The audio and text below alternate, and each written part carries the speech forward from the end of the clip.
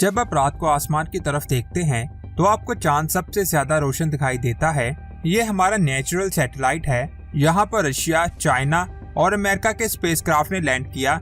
इनके अलावा आज तक किसी भी कंट्री के स्पेसक्राफ्ट ने वहाँ पर लैंड नहीं किया। लेकिन इसराइल की एक प्राइवेट कंपनी ने कम बजट और बहुत मुश्किलात का सामना करते हुए वहाँ पर एक लैंडर भेजा, जो बहुत बड़ी बात थी।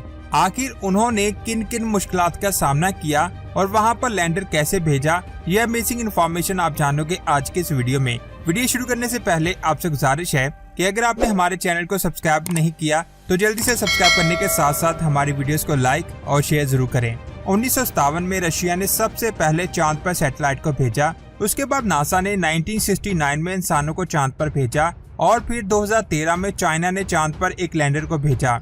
इन मिशन पर जितना भी खर्चा आता है वो उन मुल्कों की गवर्नमेंट पे करती है। आज तक किसी भी प्राइवेट कंपनी ने चांद पर कोई स्पेसक्राफ्ट नहीं भेजा, लेकिन इसराइल की एक प्राइवेट कंपनी स्पेस आइल ने चांद पर एक लैंडर भेजा। ये पहली ऐसी प्राइवेट कंपनी है जिन्होंने चांद पर अपने तौर पर एक लैंडर भेजा। इससे पहले किसी भी प्राइवेट कंपनी ने आज तक स्पेसक्राफ्ट को चांद पर नहीं भेजा। इसीलिए किसी भी प्राइवेट कंपनी के पास इतना पैसा नहीं होता कि वो स्पेस में कोई स्पेसक्राफ्ट भेज सके। इस कंपनी ने 21 फरवरी 2019 को स्पेस एक्स के फैल्कन 9 रॉकेट के जरिए अपने लैंडर को चांद पर भेजा। ये इलॉन मस्क का वो रॉकेट है जो स्पेस में लॉन्च होने के बाद वापस जमीन पर आया था, जिसकी वजह से इलॉन मस्क को बहुत ज्यादा फेम मिला। इस रॉकेट की 2 स्टेजेस थी। इसमें 2 रॉकेट्स लगाए गए थे और इसकी टॉप पर इस कंपनी का लैंडर था। लेकिन यहाँ एक सवाल आता है कि आखिर इस प्राइवेट कंपनी के पास इतना पैसा कहां से आया जिसके जरिए उन्होंने चांद पर लैंडर भेजा। इसका आगाज आज से 13 साल पहले 2007 में हुआ था।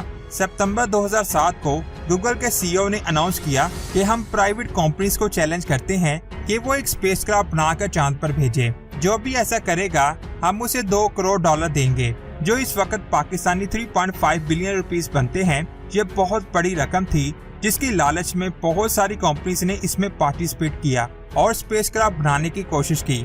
लेकिन उस वक्त एक स्पेसक्राफ्ट बनाना बहुत ज्यादा मुश्किल था, क्योंकि उसे बनाने के लिए बहुत ज्यादा पैसों की जरूरत थी और साथ ही स्पेस का बहुत ज्यादा एक्सपीरियंस भी चाहिए, जो उस वक्त किसी भी प्राइवेट कंपनी के पास नहीं था। उसके बाद 2010 में इसराइल के एक इंजीनियर जेरी बैशू को इस नाम के बारे में पता चला। उसने फौरन अपने फेसबुक पेज पर पोस्ट किया कि चांद पर कौन जाना चाहता है। 2 लोगों ने इसका जवाब दिया। कमाल की बात ये थी कि इन तीनों में से सिर्फ एक के पास ही एरोस्पेस का एक्सपीरियंस था और बाकी दोनों में से एक कंप्यूटर साइंस था और दूसरा इलेक्ट्रिकल इंजीनियर था। लेकिन फिर भी इन्होंने इस मिशन को करने का फैसला किया। इनाम की लालच में इन तीनों दोस्तों को ये ख्याल नहीं आया कि ये मिशन कितना लंबा और मुश्किल हो सकता है। उन्हें इस बात का जल्द अंदाजा हो चुका था कि जमीन की ग्रेविटी को चीरते हुए स्पेस में जाना कोई आसान काम नहीं है और स्पेस में चांद पर लैंड करना बहुत ज्यादा मुश्किल काम है। छोटी सी गलती पूरे मिशन को फेल कर सकती है। इनके सामने 2 मुश्किलात थी। एक, स्पेस हार्डवेयर को वही इंसान बना सकता है जिसके पास बहुत ज्यादा एक्सपीरियंस हो, और एक्सपीरियंस तब ही आएगा जब आपने इसे खुद बनाया हो। इसीलिए इन्होंने कबाड़ से स्पेसक्राफ्ट को बनाना शुरू किया ताकि इसकी कॉस्ट कम आए, और दूसरा, इनके पास एक्सपीरियंस भी आ जाएगा। लेकिन यहाँ पर दूसरी सबसे बड़ी प्रॉब्लम पैसे की थी। लेकिन फिर एक कॉन्फ्रेंस में उनकी मुलाकात एक बहुत अमीर आदमी से हुई। इन्होंने कहा कि हम चांद पर जाना चाहते हैं। उस आदमी ने बगैर कुछ पूछे उनको $1 लाख दे दिए। इसके बाद इन्होंने अपना काम शुरू किया। स्पेस आई की टीम ने इस लैंडर में 3D टेक्नोलॉजी का इस्तेमाल किया। इन्होंने इसमें बहुत कम थर्मल प्रोटेक्शन का इस्तेमाल किया।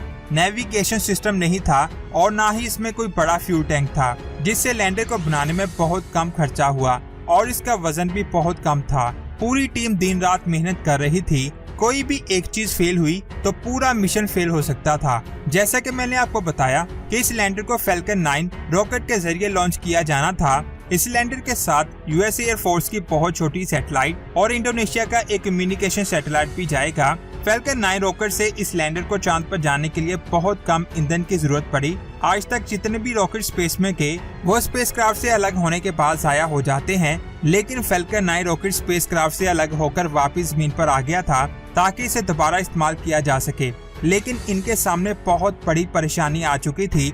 गूगल के प्राइस की डेट खत्म हो चुकी थी और गूगल ने प्राइस से हाथ खींच लिया। जिस मकसद के लिए ये मिशन शुरू किया गया था वो ही खत्म हो गया था। स्पेस आई की टीम के हौसले टूट गए और उनके पास पैसे खत्म हो चुके थे जिसकी वजह से उनकी टीम ने काम बंद करने का फैसला किया, लेकिन वो अपने पुराने इन्वेस्टर्स के पास गए और वो फंड के लिए मान गए थे। अब प्राइस नहीं था, लेकिन फिर भी इस कंपनी ने अपने मिशन को पूरा करने का फैसला किया।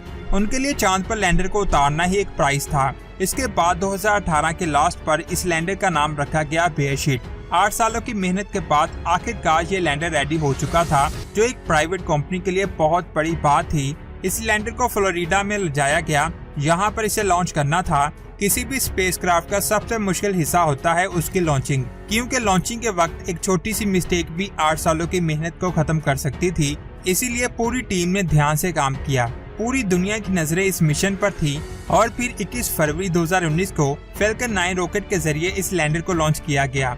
जमीन की ग्रेविटी से बाहर निकलकर इसका मेन रॉकेट लैंडर से अलग हो चुका था और वापस जमीन पर आ जाता है, और ये पहला ऐसा रॉकेट है जो स्पेस से वापस जमीन पर आया था। दूसरी स्टेज में छोटा इंजन स्पेसक्राफ्ट को जमीन की लोअर ऑर्बिट में ले जाता है और फिर ये भी लैंडर से अलग हो जाता है। अब लैंडर को अकेले ही चांद पर जाना था और उसे वहां जाने में 2 माह लगे थे।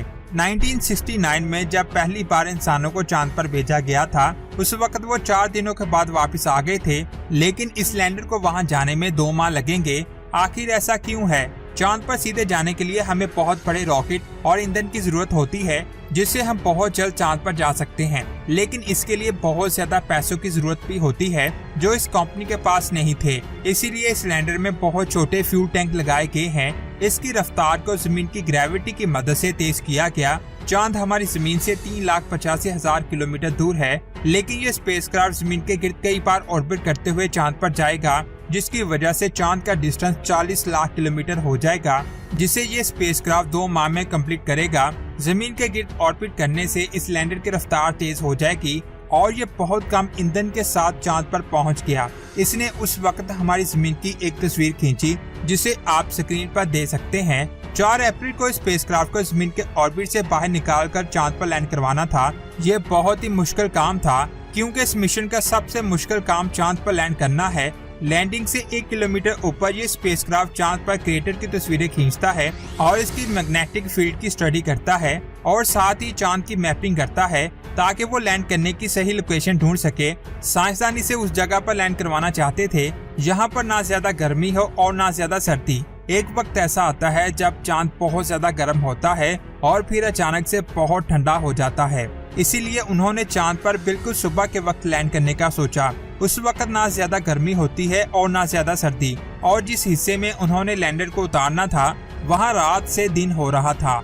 इस लैंडर के पास सिर्फ और सिर्फ 48 घंटे थे, क्योंकि टेम्परेचर तेजी से बढ़ रहा था। साइंसदान का कहना है कि चांद की मैग्नेटिक फील्ड बहुत कम है, लेकिन अपोलो मिशन में चांद के जो सैंपल लाए गए थे उनके मुताबिक चांद की मैग्नेटिक फील्ड बहुत स्ट्रॉन्ग है और वहाँ कोई एक्टिविटी हो रही है।